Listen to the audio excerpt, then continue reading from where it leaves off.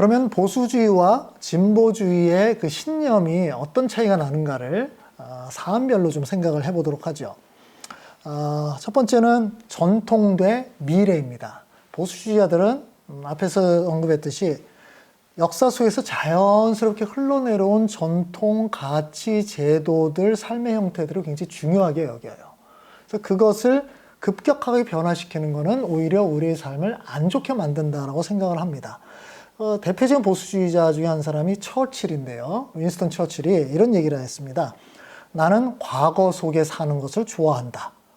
나는 사람들이 미래에 매우 재미있게 살 거라고 별로 생각하지 않는다. 재밌는 말이죠. 그렇죠? 그러니까 늘 그렇듯이 사는 게 좋을 거라는 거예요.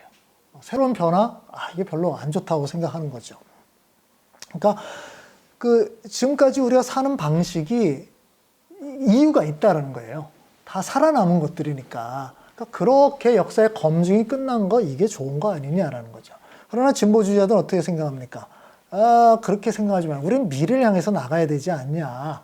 그래서 이 사람들은 지금까지 살아남은 사회적 관습과 제도들을 자연적으로 만들었다기보다는 기득권 세력이 만든 거다라고 생각하는 거예요. 기득권 세력이. 그것도 나름 또 이해가 되죠. 그렇죠? 예를 들어서 인도의 카스트 제도. 그리고 수천 년 동안 내려온 거거든요. 자연스럽다고 얘기를 할 수 있겠는데 그 제도가 있음으로써 누가 가장 큰 혜택을 봅니까? 상층부에 있는 브라만 계급이겠죠. 그렇죠. 그렇죠? 그러니까 이런 식으로 생각을 하는 겁니다. 그러니까 이거를 인위적으로 타파하지 않으면 피해를 보는 사람들이 계속 발생한다는 거예요. 자, 이렇게 전통이냐 미래냐 이런 관점에서 생각이 이제 갈리는 거죠. 변화를 어떻게 일으킬 것이냐 앞에서 얘기했던 보수주의자들은 천천히 사회가 어차피 변화돼 간다. 그러니까 계속 이렇게 가도록 내버려 두면 되지 않느냐. 급격하게 변화시키려다 보면 부수적 피해가 발생한다고 보는 거예요. 그죠? 역사학을 증명한다는 거죠. 프랑스 대혁명, 그것 때문에 얼마나 많은 사람이 죽었냐라는 얘기죠. 그렇죠? 공산혁명, 그것 때문에 얼마나 많은 사람이 죽었냐. 그게 서서히 가다 보면 그런 피해를 안 봐도 되지 않냐라고 생각을 하는 거죠. 그래서 이 보수주의자들은 이런 측면에서 어떻게 보면 사회적 진화론을 굉장히 중요하게 여기는 사람들입니다. 즉 역사는 적자 생존의 문화적 선택 과정이라고 보는 거예요. 그렇게 흘러온 거, 살아남은 것들만 있는 거니까 이런 거죠. 그래서 이 보수주의의 또 대표적인 경제학자가 하이에크라고 하는 사람이 있는데 이 사람은 어떻게 얘기하냐면 전통이라는 것은 변치 않는 어떤 것이 결코 아니다. 이거는 성공에 의해서 인도되는 선택 과정의 산물이다. 그러니까 여러 가지가 있는데 그중에 성공한 것들이 살아남는 거라는 거예요. 그래서 이렇게 진행된다. 이게 진화론이죠. 그렇죠? 그래서 이건 저는 기독교인들이 이거 좀 잘 생각해 보셔야 되는데 한국교회에서 진화론 하면 뭐 완전히 눈에 쌍심지를 피우면서 막 엄청나게 반대를 하잖아요. 생물학적 진화론은 그렇게 하는데 사회적 진화론은 거의 몰라요. 보수주의자의 사상 밑바닥에 사회적 진화론은 흘러가고 있거든요. 그러니까 요거는 조심해서 보셔야 됩니다. 진보주의자들은 어떻게 되죠? 계속 누차 말씀드렸듯이 급진적인 개혁을 주장을 하는 거죠. 변화의 목표가 있다? 그러면 우리가 빨리 의도적으로 그 개혁을 이루어야 된다고 생각한 거예요. 그동안에 일어난 과정에서 부수적인 피해는 어쩔 수 없는 거다를 본 거죠. 왜냐하면 결과가 더 도달하게 되면 더 많은 사람이 혜택을 보게 될 거니까 라고 생각을 하게 되는 거예요. 그런데 빨리 개혁을 하다가 이게 혹시 실패하게 되면 훨씬 더 많은 피해가 올 수 있거든요. 그렇죠? 과정에서 많은 사람이 죽는다든지 최종적으로 또 죽는다든지 이런 우려가 있기 때문에 이 보수주의자들은 이거를 굉장히 싫어하는 거죠. 자, 여기서 이제 또 중요한 개념이 평등 개념입니다.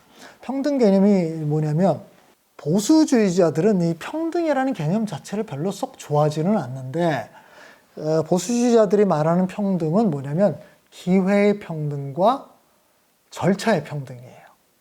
무슨 얘기냐면은 평등한 어떤 기회가 주어졌으면 결과에 대해서 묻지 말라는 거예요. 결과에 대해서는 얘기하지 말아라.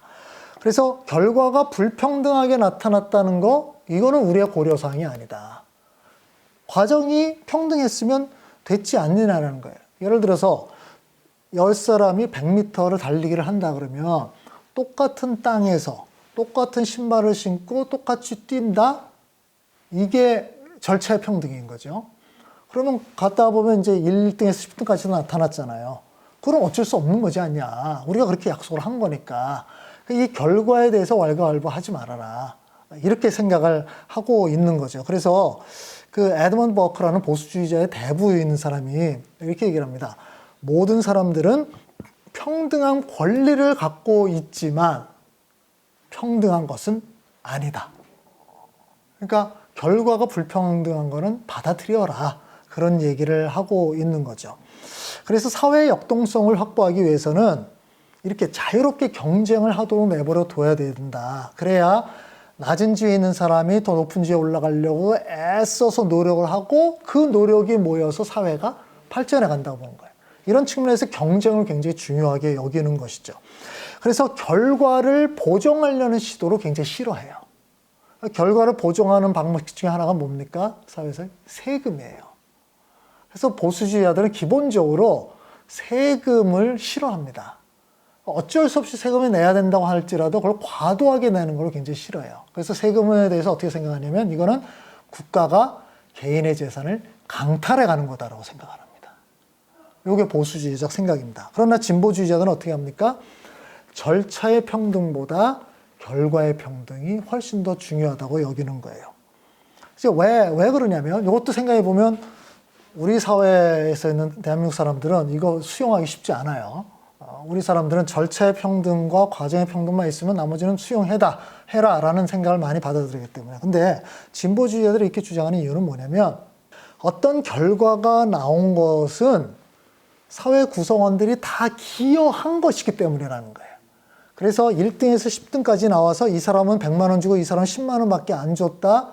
이거는 이 결과로서는 정당하게 보일지 모르지만 이 사람이 레이스에 참여했다는 그 자체가 이미 상당 부분 기여한 것이기 때문에 이 정도까지 차이를 두는 것은 부당하다고 보는 거예요. 그러니까 이 사람이 참여하지 않았을 때 레이스 자체가 성립이 안 돼요. 그러면 상금을 이 사람 100만 원까지 가져가지 못할 수 있다는 거예요. 근데 다 참여를 했기 때문에 100만 원을 가져갈 수 있는 상황이 벌어졌으니까 그걸 조금 보정을 하자. 그래서 100만 원 같지만 80만 원 갖고 이 사람은 한 30만 원 정도 주고 이런 식으로 보정을 하는 필요가 있다고 보는 거예요. 그래서 결과의 불평등이 이렇게 발생하는 이유는 소수에 편협한 그 권력자들이 자기의 이익을 추구하려는 이기심 때문이다라고 이제 생각을 하는 부분들이 있습니다. 그래서 이 사람들은 진정한 평등이라는 거는 결과의 보정까지 고려를 해야 된다라고 생각하는 겁니다. 정의에 대해서는 어떻게 생각할까요? 보수주의자들은 이 정의라는 단어를 별로 좋아하지 않습니다. 특별히 사회정의라는 단어는 아주 싫어해요. 왜 그러냐면 이것도 아까 평등 개념은 비슷한데요. 진정한 정의가 뭐냐? 과정의 정의라고 보는 거죠. 과정의 정의. 과정만 올바르면 빈부의 격차가 생겨도 전혀 상관이 없어요. 그리고 부자가 자기 돈으로 뭘 해도 아무 상관없는 거예요. 뭐 자기가 능력으로 돈을 벌었으니까. 그러니까 그렇게 자유가 주어져야 사회가 더 발전해 나가지 않느냐라고 생각하는 거예요. 그래서 사회정의, 분배정의 이런 말은 보수주의에서는 아주 극혐입니다. 아주 싫어하는 용어예요. 그런데 진보주의자들은 역시 평등 개념과 비슷하게 결과가 어떠냐가 정의를 결정한다고 보는 거죠. 결과. 그래서 공정한 과정이 있다고 해서 결과가 불평등에 나타났다. 그러면 이게 겉으로 볼 때는 공정한 경쟁에서 결과가 나타난 것처럼 보일지 모르지만 꼭 그렇지는 않다고 보는 거예요. 눈에 보이지 않는 불평등한 과정들이 중간에 개입이 돼 있다고 보는 겁니다. 그래서 이 사람들은 이제 어떻게 생각을 하냐면은 공정한 경쟁이라는 것은 실질적으로 없다라고 보는 거예요. 자, 이게 이제 우리나라 교육 문제를 생각해 보면 되는데요. 자, 우리는 수능 시험 다 동등하게 시험을 보고 그래서 그걸로 대학 간다 그러면 다 된다고 생각을 하죠. 이게 공정한 경쟁이라고 보는 거예요. 자, 통계가 어떻게 나타나냐면은 수능 성적이 뭐하고 비례가 되는지 아십니까? 부모의 재산하고 비례가 돼요. 아주 정비례를 합니다. 그러니까 부모가 재산이 많고 고학력자인 부모는 자식의 수능 성적이 굉장히 좋게 나타나는데 기여를 한다는 거예요. 충분히 예상 가능하죠? 자, 그러면 학생들만 놓고 본다면 학생들만 보면 공정한 경쟁에 의해서 수능 성적이 나타나는 것이 굉장히 공정하게 보이지 모르지만 거기에 밖에 보는 변수가 있다는 거예요. 부모라는 변수가 있었던 거죠. 그러면 이 두 학생은 지금 공정한 경쟁을 하는 건가요? 아니죠. 그렇죠? 부모 변수를 빼야 공정한 경쟁이죠. 근데 부모 변수가 개입되면서 공정한 게 안 된 거예요. 요건 이제 우리나라 또 어디에 연결되냐면은 독립운동했던 사람들과 친일파였던 사람들. 그런 얘기 많이 들어보셨죠? 독립운동했던 사람들은 다 거의 가문이 다 망했습니다. 그래서 해방된 이후에도 그 후손들이 굉장히 삶이 너무 어려웠어요. 그렇죠? 뭐 독립운동 안 한 사람들도 굉장히 힘들었겠죠. 근데 친일파였던 사람들은 해방 이후에도 여전히 떵떵거리고 살았죠. 친일파 단죄가 제대로 이루어지지 않았거든요.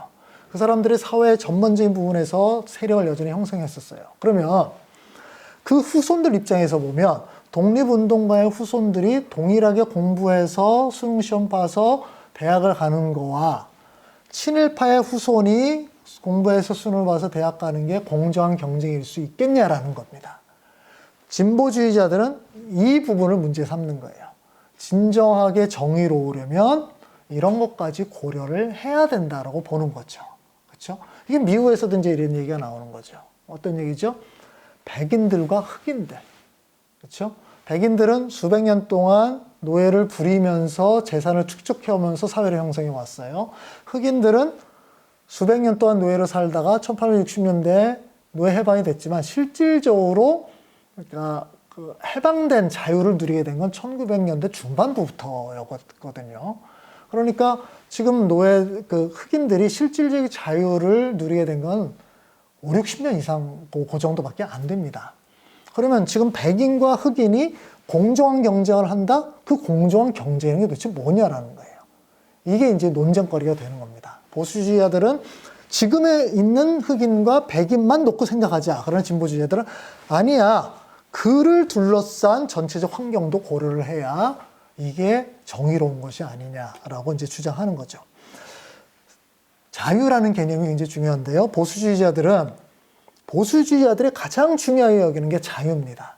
그래서 여러분 그 NGO 단체들 중에서 보수 그룹이냐 진보 그룹이냐 딱 보면 요 이름이 들어가는 걸 보면 알아요. 자유라는 이름이 들어가면 거의 보수적인 그룹이에요. 자유총연맹, 자유 뭐뭐뭐 이게 들어가면 거의 보수적 그룹이에요. 근데 정의 뭐 이런 게 들어가 있으면 그건 거의 진보적 그룹을 생각하시면 돼요. 이건 거의 이렇게 딱 나눠져 있어요. 아까 제가 말씀드렸죠. 보수주의자들은 정의라는 단어를 별로 썩 좋아하지 않는다고. 근데 그들의 가장 중요한 그 용어는 자유입니다. 그래서 개인의 자유를 중요하게 여기죠. 사상과 표현의 자유, 특별히 경제 행위의 자유를 아주 중요하게 여깁니다. 돈을 자유롭게 벌고 쓸 수 있는 자유. 시장의 자유를 또 굉장히 중요하게 여겨요. 얘들은 시장은 자유롭게 움직이게 내버려 둬야 된다는 거예요. 그래서 생산한 제품을 어떤 제품을 생산할지도 자유롭게 하고 판매를 내가 어디에 팔 건지를 정하는 것도 자유롭게 하고 가격을 어떻게 정할지도 자유롭게 하고 종업원을 고용하든지 해고하든 다 자유롭게 하고 이게 자유시장 경제라는 말이에요. 그렇죠? 많이 들어보셨죠? 자유시장 경제. 그냥 내버려 둬라. 시장에 그냥 내버려 둬라. 이게 이제 보이지 않는 손에 의해서 계속 움직여 간다라고 얘기를 하는 거예요. 그래서 그 안에서 다양한 사람들이 좌충우돌하면서 균형을 이루어가면서 경제가 발전해 가지 않느냐. 그래서 이 사람들은 자유를 굉장히 소중하게 여깁니다. 그러나 진보주의자들은 어떻게 생각합니까? 진보주의자들도 자유를 중요하게 여겨요. 그런데 그 자유는 더 큰 대의의 제한을 받아야 된다는 거예요. 그 더 큰 대의가 뭐냐면 공동체입니다. 개인의 무한 자유를 허용할 수는 없다. 개인의 자유를 무한히 허용하다가 다른 사람, 공동체 내 다른 사람들이 피해를 입을 경우에는 그 개인의 자유를 제한해야 되지 않냐. 이렇게 생각하는 거예요. 한 가지 예를 들면 미국 사람들은 총기 소유의 자유가 있죠. 그렇죠? 미국 사람들은 왜 그렇죠? 미국의 보수주의자들은 거의 절대적으로 총기 소유의 자유를 주장합니다. 이게 본인의 뺏길 수 없는 자유라고 생각하거든요. 자기의 보호를 하겠다는 거예요. 근데 진보주의자들은 어떤 생각입니까? 그게 너만을 보유하는 게 아니라 그것 때문에 다른 사람한테 피해를 주지 않냐. 총기 사고 어마어마하게 일어나지 않아요. 그러니까 그 자유를 제한할 필요가 있다. 우리 공동체 전체를 위해서. 우리나라는 이 개념이 더 우세했던 거죠. 그렇죠? 개인의 총기 소유의 자유보다 공동체 전체를 위해서는 그 자유를 유보하는 게 필요하다라고 생각한 거죠. 그렇죠? 그래서 우리는 총기 규제를 하고 있는 것인데 미국 사람들은 아니라고 생각하는 거예요. 그러니까 우리의 이런 측면에서 진보적 관점에서 보면 미국 사람들이 이해가 안 되는 거죠. 그래서 그렇게 총기 소유가 많이 나도 이게 규제가 잘 안 되는 게 미국 사람들 밑바닥에 이런 자유에 대한 갈망이 있기 때문이다라고 생각하시면 돼요. 그래서 진보주의자들은 이게 공동체라는 것에 의해서 개인의 자유가 제한을 받아야 된다. 그렇게 해야 온 전체 공동체가 정말 함께 더불어 잘 살 수 있게 되지 않겠냐고 생각합니다. 자, 보수와 진보가 크게 대립되는 중요한 이슈가 경제죠. 보수주의자들은 어떻게 생각합니까? 평등, 정의, 자유 개념을 그대로 시장에 적용을 합니다. 그래서 경쟁 시장이라는 것이 정확한 정보가 유통되는데 가장 좋다고 보는 거예요. 그래서 앞에서 말씀드린 것처럼 보이지 않는 손, invisible hand가 아주 중요한 역할을 한다라고 보는 거죠. 그래서 수요 공급 법칙을 그대로 내버려 둬라. 이렇게 얘기하는 거죠. 지금 보수주의자들이 계속 늘 얘기하는 거죠. 정부 관여하지 말아라. 그냥 내버려 두라. 규제 철폐해라. 이런 얘기들이 손대지 말라는 거예요. 근데 진보주의자들은 어떻게 생각합니까? 그냥 내버려 뒀더니 큰 손들이 움직이더라. 그럼 큰 손들을 규제해야 되는 거 아니냐. 그 규제 필요성이 있다는 거예요. 그러니까 이상적으로는 수요 공급 법칙에 의해서 움직일 것 같지만 큰 손에 있는 수요 공급 법칙을 왜곡시킬 때가 훨씬 더 많더라라고 보는 것이죠. 그래서 현실 세계에서는 완전한 자유시장 경제는 존재하지 않으니까 국가가 개입하고 조정하고 규제해야 될 필요가 있다고 본 거예요. 그래서 거의 모든 나라가 실제로는 이제 양극단에 있는 게 중간쯤 있다 그랬죠. 그래서 예를 들어서 공정거래법 같은 거, 이게 규제하는 거잖아요. 그 다음에 독과점 규제. 이거는 그렇게 자유시장 경제를 부르짖는 미국도 이런 제도는 도입하거든요. 왜냐면 그냥 내버려 두면 독과점 같은 경우에 큰 기업 하나 두 개가 시장을 장악하고 있으면 이들이 가격을 마음대로 조정할 수 있거든요. 그러면 다수의 소비자들이 다 피해를 봐요. 그래서 이거를 막기 위해서 독과점 어떤 품목을 지정하고 그렇게 되면 가격 조정하는 거에 대해서 감시를 받게 되는 거죠. 그래서 여전히 어떻든 사안들마다 보수주의자들은 자유시장 경제를 주장하는 반면에 진보주의자들은 국가가 적절하게 개입해 들어가야 한다는 걸 주장하게 되는 거죠. 자, 이렇게 되니까 정부에 대해서도 역할이 딱 갈라지죠? 보수주의자들은 어떤 정부를 원합니까? 작은 정부를 원하죠. 규제하지 말아라. 세금 덜 걷어라. 이게 작은 정부예요. 진보주의자들은요. 큰 정부를 원하죠. 국가가 적절하게 개입해라. 세금 더 많이 걷어서 세금으로 분배 정책을 피고 잘못하는 놈들 벌 주고 개입하라고 얘기를 하는 거예요. 그죠? 그래서 보수주의자들은 그냥 내버려 두라 그러니까 국가가 어떤 기업을 운영하는 걸 아주 싫어하죠. 이걸 무슨 기업이죠? 공기업이죠. 그래서 공기업 민영화가 보수주의자들의 이상이에요. 그런데 진보주의자들은 어떻습니까? 어떤 항목은 자유시장에 내버려 두면 안 되는 부분이 있다. 이 공적 영역들이 있다고 보는 거죠. 그렇죠? 뭐 공항이라든지 전기라든지 뭐 발전소라든지 뭐 기차 이런 것들은 우리 모든 시민들의 삶에서 너무 필수적인 부분이니까 그런 부분들을 그냥 시장에 내버려 두면 이건 파탄 난다. 이렇게 얘기를 하는 거거든요. 그래서 이 정부에 대한 여기에서부터 대립이 엄청나게 많이 일어나는 거예요. 이번에 코로나19 사태 때 국가에서 재난 지원금을 준다 그랬을 때도 보수주의자들은 그거를 반대했다고 얘기를 했었잖아요. 유승민 의원을 비롯해서. 반대했던 이유는 바로 이유인 거예요. 국가가 이렇게 개입하지 말아라. 그냥 내버려 둬라. 혹시 누군가의 도움이 필요하면 민간에게 맡겨라라는 거예요. 민간이 자선을 통해서 도움을 줄 수 있도록 해라 라고 얘기하는데 진보주의자들은 그 민간을 기다리다가 저 사람 굶어 죽는다.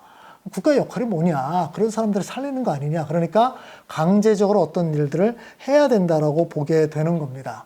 그래서 이런 측면에서 국가의 역할을 굉장히 중요하게 여기는 게 진보주의자들이고, 보수주의자들은 국가의 역할은 최소화하는 게 좋다고 생각을 하는 거죠. 자, 결론적으로 얘기한다면 보수주의자들은 어떻든 간에 자유를 갈구하면서 자유 경쟁에 의해서 나타나는 어떤 결과들은 내버려 둬라. 그건 자연적으로 이렇게 흘러가는 거다라고 생각하는 반면에 진보주의자들은 아니다. 그대로 내버려 두면 오히려 득보다 실이 더 크니까 힘 있는 정부가 개입해 들어가서 뭔가 보정을 해야 된다라고 주장하는 거예요. 그래서 이들이 각각 주장하는 역사적 신뢰들이 있거든요. 그러니까 그냥 내버려 뒀더니 더 잘 된 케이스들이 있고 국가가 개입했더니 안 된 케이스들이 있고요. 반대로 진보주의자들은 예를 들어서 뉴딜 정책 같은 경우는 국가가 개입한 거거든요. 개입했더니 파탄난 경제를 이렇게 세우지 않았느냐. 그런 내버려 뒀더니 더 안 좋아지지 않냐. 이런 식으로 각각 자기네들이 신뢰를 또 가지고 옵니다. 그러면서 이야기를 진행하는데 제가 볼 때는 양극단은 분명히 없습니다. 중간 어디쯤인가에서 사안별로 이야기를 해야 되지 않는가 싶어요. 자, 우리나라 예를 들면 부동산 시장 같은 경우는 어떻게 하는 게 좋을까요?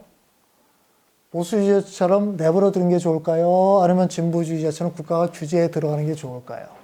그럴까요? 자, 이거는 생각에 따라 다를 겁니다. 분명히 본인들이 재산이 많고 보수주의 입장에 취한다면 국가가 규제하지 말라고 얘기를 하게 될 테지만 집도 없고 돈도 없고 뭐 이런 사람들은 국가가 부동산 규제 좀 해달라고 얘기를 하겠죠. 이 밑바닥에는 보수와 진보라는 큰 사상의 줄기가 흘러가고 있어요. 그러니까 그런 측면에서 이해하면서 어떤 정책에 대해서 훈수도 떠고 또 자기 의견도 내는 것이 필요하지 않을까 싶습니다.